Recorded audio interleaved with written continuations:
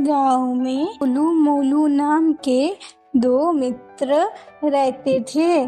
Tolu बहुत ही कामचोर और आलसी था और मोलू बहुत ही परिश्रमी था। वो अपना काम पूरी लगन से करता था। तो दोनों ही गांव के जमींदार नामनारायण के खेतों पर काम करते थे। मोलू काम करता था और टोलू अपने बैल को बांधकर पेड़ के नीचे गमछा बिछाकर सोया रहता था। और जैसे ही सूर्यास्त हो जाता था, टोलू अपने पूरे शरीर पर मिट्टी लगाकर और बैल पर भी मिट्टी लगाकर ले जाता था। वो जमींदार बाबू को दिखाता था कि उसने बहुत काम किया है। और मोलू खेत के काम खत्म होने पर अपने बैल को नहलाकर खुद भी स्नान कर साफ सुथरा होकर अपने घर जाता था। जमींदार बाबू टोलू के इस झूठ को पकड़ नहीं पाते थे। वो सोचते थे कि टोलू बहुत ही परिश्रमी है और मोलू बहुत ही कामचोर है। इसीलिए जमींदार बाबू ने रसोड़ी से कहा, अरे देखो, टोलू बहुत ही परिश्रम करता है। उसकी अच्छी देखभाल करना और ध्यान रखना कि उसके खाने में कोई भी कमी ना हो।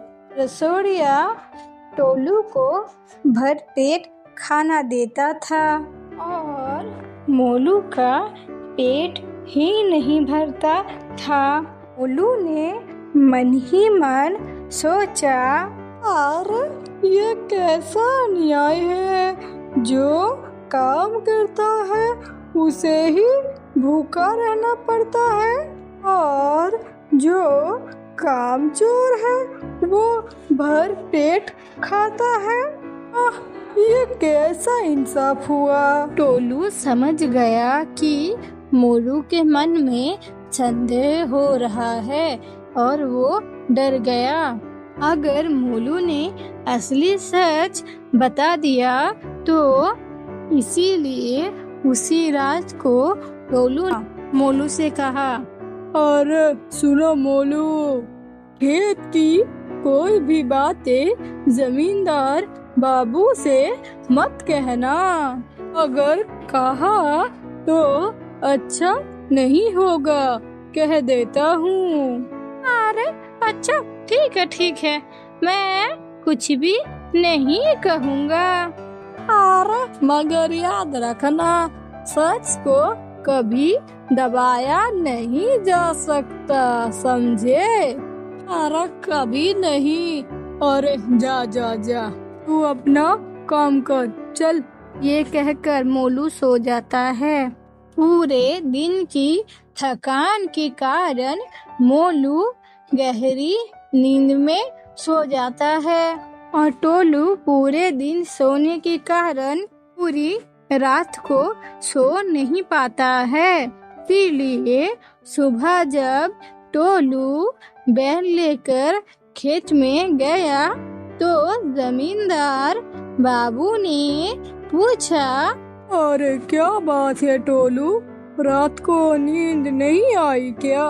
अरे अब क्या बोलूं हुजूर, बहुत मच्छर है, उन्होंने रात को सोने ही नहीं दिया। टोलू की खातिरदारी और बढ़ गई। अब वो जमींदार के घर में रहने लगा। टोलू बहुत ही खुश हुआ और उसका जीवन ऐसे ही चलने लगा।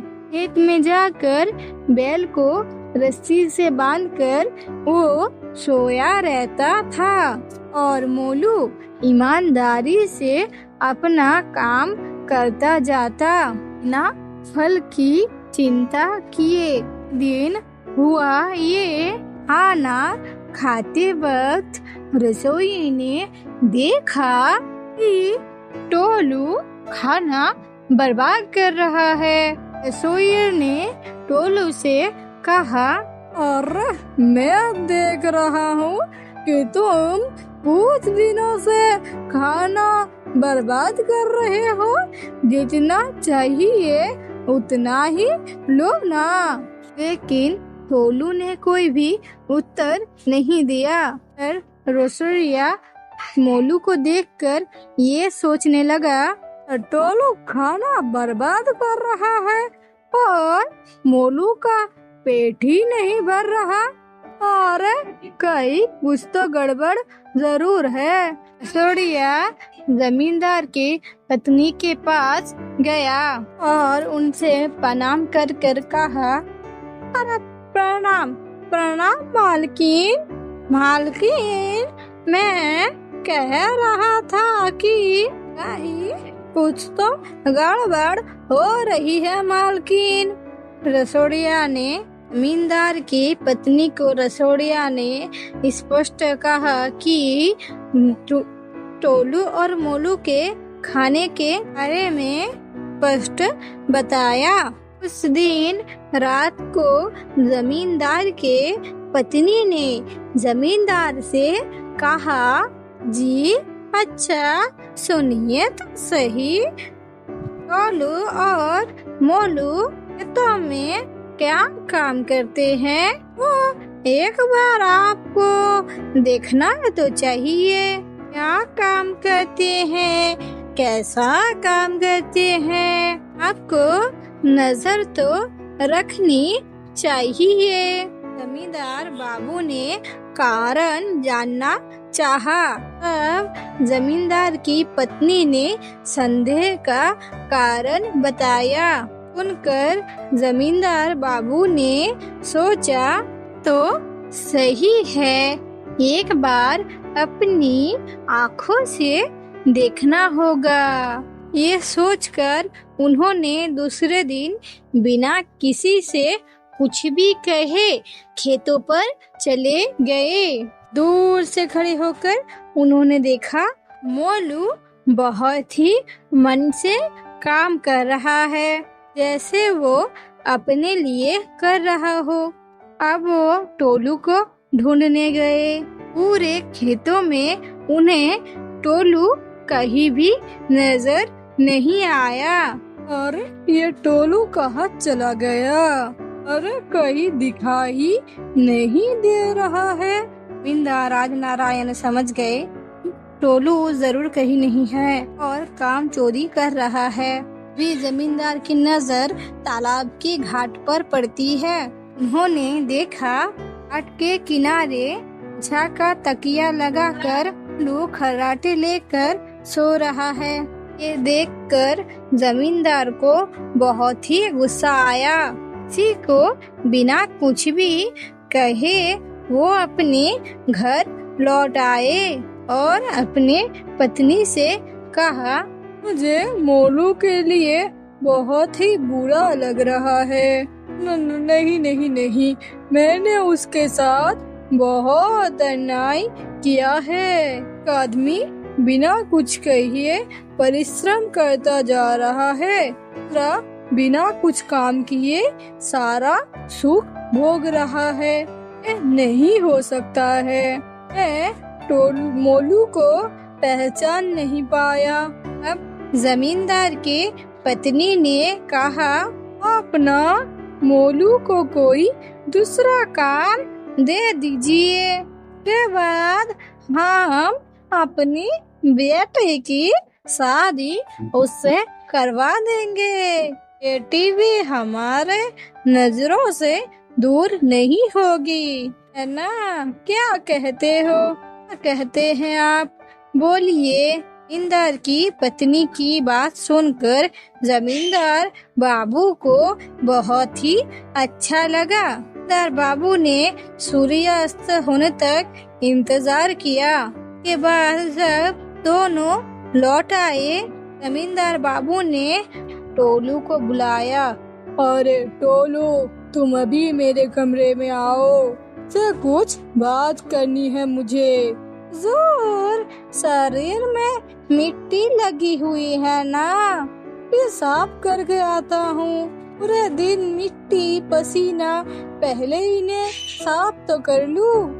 नहीं नहीं, इसी वक्त मेरे कमरे में आओ। जमींदार ये कहकर चले जाते हैं। टोलू को कुछ भी समझ नहीं आता है कि अचानक ये क्या हुआ। टोलू धीरे धीरे जमींदार बाबू के कमरे के तरफ गया। जमींदार बाबू ने टोलू को देखकर कहा, आ गए, अभी तुम्हारा एक काम बाकी है। तुम मोलू के पूरे शरीर में से तेल लगाकर से गर्म पानी से साफ करवा कर कपड़े पहनाकर इस कमरे में लेकर आओगे, ठीक है? अरे हुजूर, ये कैसा न्याय है? मैं पूरे दिन इतनी मेहनत करने के बाद उस आलसी मोलू के शरीर में तेल और हल्दी लगाऊंगा। अरे इतने दिनों से तुमने मुझे बेवकूफ बनाया है। आज मैंने अपनी आँखों से देखा है तुम्हारे परिश्रम की नमूना। तुम आलसी हो, कामचोर हो, झूठे हो। तुम इसी समय इस घर से निकल जाओ। मैं काम पर नहीं रखूंगा। बात सुनकर मोलू ने जमींदार के पैर पकड़कर कहा, हुजूर सुनिए, दोनों आपके पास काम के लिए ही आए थे ना। अब हुजूर, दया कर टोलू को एक और मौका दीजिए ना, और मौका दीजिए। हुजूर, मुझे विश्वास है कि टोलू अपनी गलती समझ गया है। क्यों रे? जमींदार बाबू ने मोलू की बात मान ली और टोलू से कहा, एक बार मौका देता हूँ, अपने आप को सुधार लो। तुम्हें साबित करना पड़ेगा कि तुम आलसी नहीं हो। के बाद मोलू जमींदार के हिसाब किताब का काम देखने लगा। टोलू अपने आप को बदलकर बड़े परिश्रमी हो गया। टोलू समझ गया, काम चोरी करने पर जीवन में कोई भी काम नहीं होता। टोलू और मोलू की मित्रता और गहरी हो गई।